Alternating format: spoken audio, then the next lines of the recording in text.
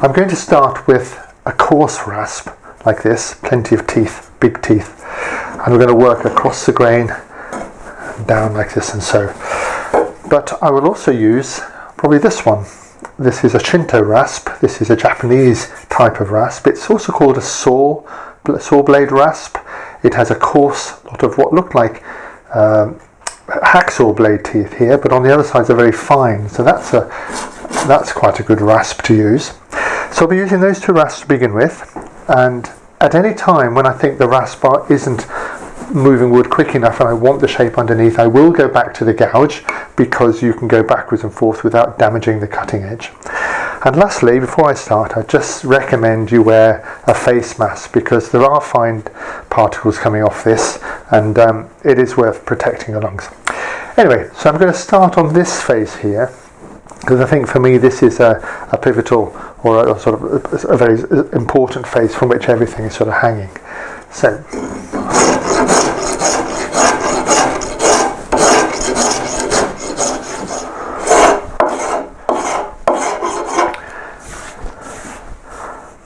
this is the first pass with a coarse rasp, so we're going to see scratches. Try and get the scratches fairly superficial, in other words, the last cut make it a bit lighter rather than pushing in.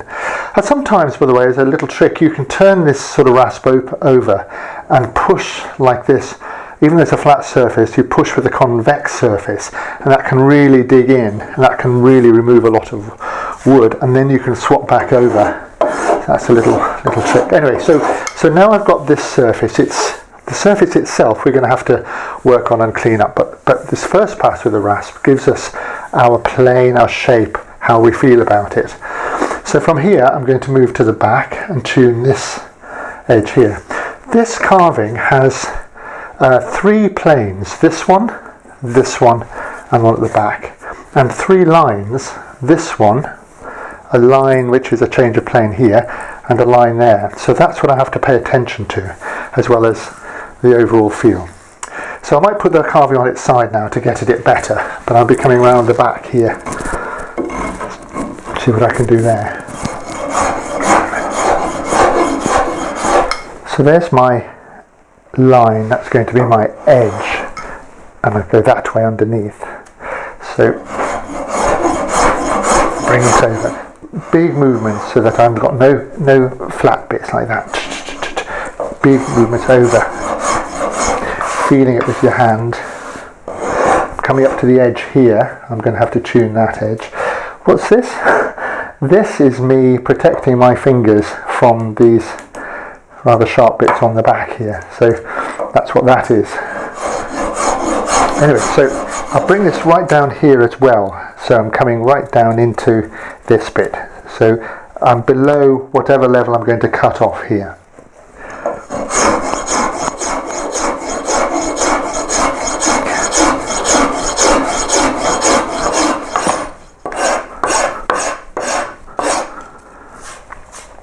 I'm fairly happy with this back now. It feels lovely. It's got some beautiful grain coming out. So what I've worked it to is here I've got a black line that I put on before, but there is a change of plane, so there's a hard edge or harder edge coming along here, and then of course up to the top here. And on this side, this plane is coming along here, and there's I don't know if you can see this, but again I get this dropping down. So having cleaned up that face, I think I'm going to come to the front face. If I just alter this, seems to have a natural sticking quality here when I've got a wedge in. So here's my face here. So now I'm going to do exactly the same thing and work on this face here.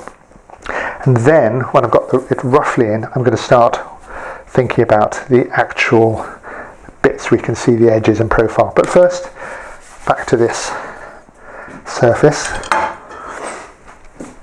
This, by the way, was really hard to rasp over because it's end grain, end of the wood. It's much easier to rasp on the side like this. You could use a spoke shave, you could do that. I'm trying to avoid power tools and just enjoy this process of rasping and bringing out the grain.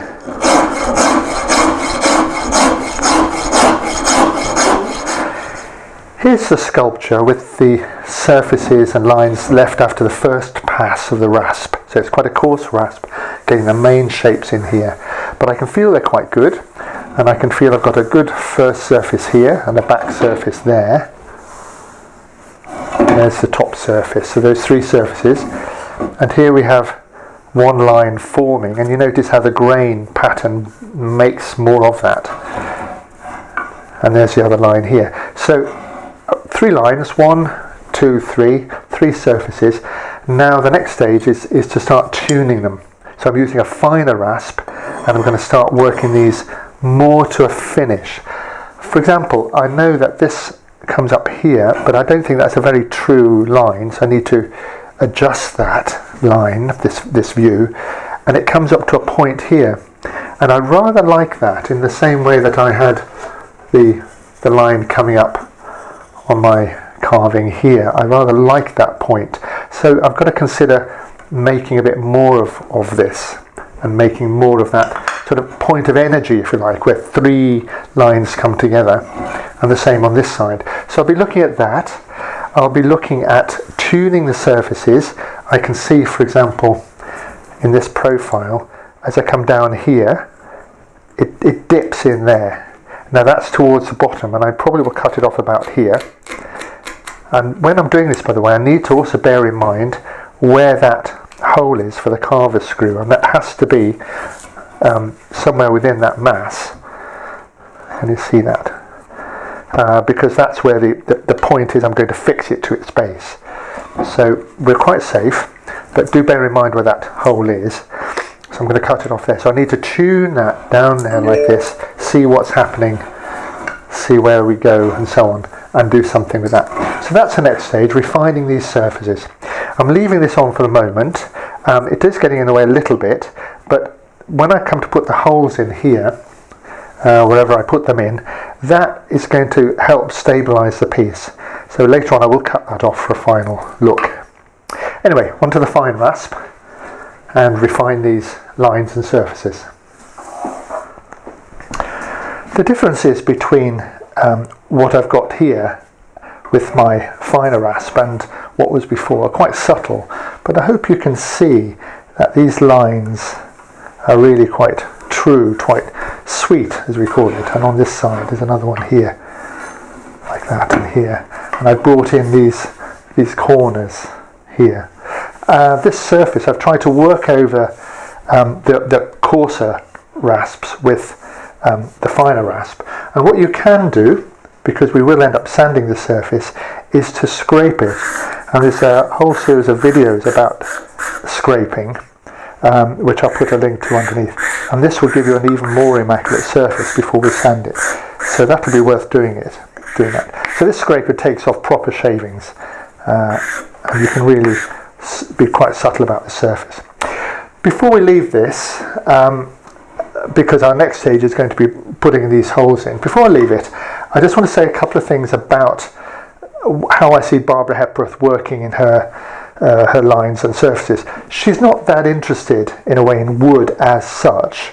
It's a vehicle. She uses very bland, beautiful red woods without this strong figuring going in, usually. And what she's interested in is the form itself. And what's really special about her work is how immaculate her lines are. They sort of sing. And one of the ways of thinking about these lines, and what makes a sweet line, is to think of it like this. If I just bend, if I bend this piece of wood like this here, I hope you can see that what we're getting is a very smooth line, like the energy is flowing through.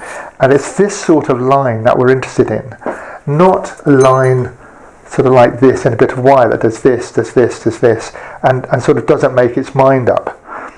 These lines are very simple. There's nothing right or wrong about that. It's for this sort of work. We want a line that is absolutely simple and pure. And the same with the surfaces. You can feel those surfaces, and you shouldn't feel any sort of changes or undulations. That should just feel immaculately perfect to your hand. So that's the sort of finish you're looking for. So or if you're going to do something like this, get it to that level, so we're ready to think about where the holes might go in.